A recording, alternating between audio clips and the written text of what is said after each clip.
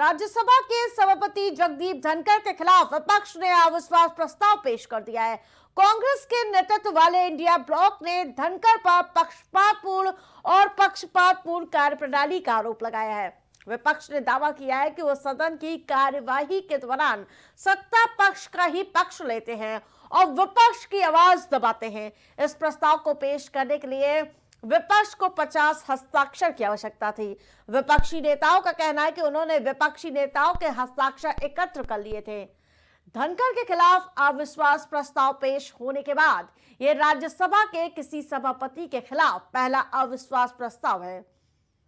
पिछले सत्र में विपक्ष ने इसी तरह की चिंताएं जताई थी, लेकिन प्रस्ताव पर कोई कार्रवाई नहीं की गई थी। और लेकिन जिस प्रकार से लगातार सदन हंगामे की भेंट चढ़ता हुआ नजर आया, कल 11वें दिन भी जमकर हंगामा काटा गया और अब जिस प्रकार से अविश्वास प्रस्ताव धनखड़ के खिलाफ विपक्ष लाता हुआ नजर आ रहा है और हंगामे भरी कार्रवाई देखने को मिल रही है। लेकिन सवाल यही है कि आखिरकार जनमत, जो जनता के मुद्दे, आखिरकार उसको कौन उठाएगा।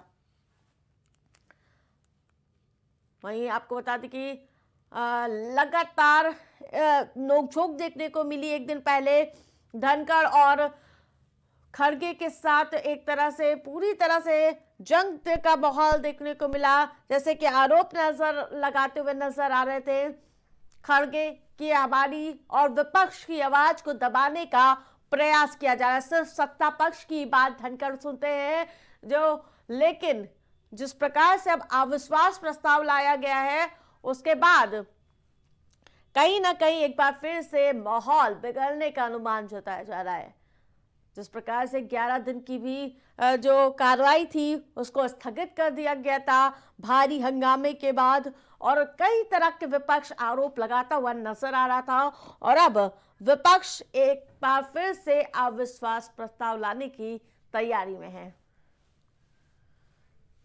और एक बार फिर से संवाददाता राजेश का रुख करूंगी। राजेश, जिस प्रकार से लगातार विपक्ष आरोप लगा रहा है कि हमारे पक्ष की बात नहीं सुनते हैं, लेकिन जो सत्ता पक्ष है उनकी ही बात सुनी जाती है, इस तरह के आरोप लगाए जा रहे हैं धनखड़ के खिलाफ।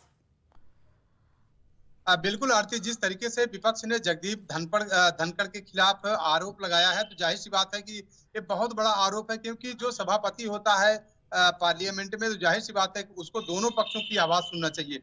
लेकिन जिस तरीके से विपक्ष लगातार सवाल उठाता रहा है जगदीप धनखड़ के खिलाफ, तो जाहिर सी बात है कि अब उनके खिलाफ बिल्कुल कार्रवाई होनी चाहिए। क्योंकि आपको एक चीज और बता दें कि अगर सभापति के खिलाफ अगर अविश्वास प्रस्ताव लाना है तो उसके लिए 50 सांसद सदस्यों की आपको जरूरत होती है। तो जाहिर सी बात है कि अब कांग्रेस के पास 50 सांसद सदस्यों की मौके पे उनका हस्ताक्षर हो गया है। अब ये देखने वाली बात होगी कि जगदीश धनखड़ को हटाया जाता है या उनके खिलाफ कार्रवाई की जाती है या नहीं की जाती है, अब तो देखने वाली बात होगी। क्योंकि जगदीश धनखड़ जिस तरीके से विपक्ष को नजरअंदाज करते थे, विपक्ष की बातों को दबाते थे और जो सरकार है, जो बीजेपी सरकार है, बीजेपी सरकार की बातों को आगे रखने की कोशिश करते थे, तो इसी को लेकर विपक्ष लगातार जगदीश धनखड़ को लगातार घेरने की कोशिश कर रहा है। बिल्कुल, जिस प्रकार से शस्त्र के तौर पर होता है उपसभापति विपक्ष के, लेकिन जब वही नहीं बात सुनेंगे तो आखिरकार कैसे होगा, यही आरोप लगा रहा है विपक्ष लगातार।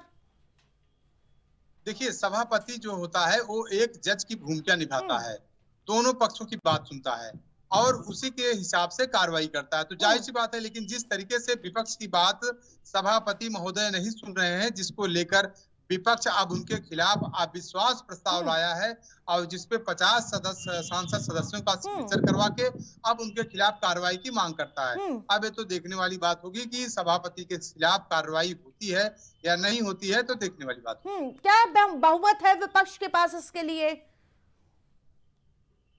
बिल्कुल आरती, विपक्ष के पास बहुमत है, क्योंकि 50 सदस्य ही चाहिए विपक्ष को। जो विपक्ष के पास ऑलरेडी 50 सांसद सदस्य मौजूद हैं, जिनके हस्ताक्षर भी उस अविश्वास प्रस्ताव पर हो चुके हैं। लेकिन अब उस अविश्वास प्रस्ताव को आज जो है उसको पेश किया जाएगा। अब उस पर कार्रवाई होती है या नहीं होती है, अब तो देखने वाली बात है। तमाम अपडेट के लिए धन्यवाद आपका।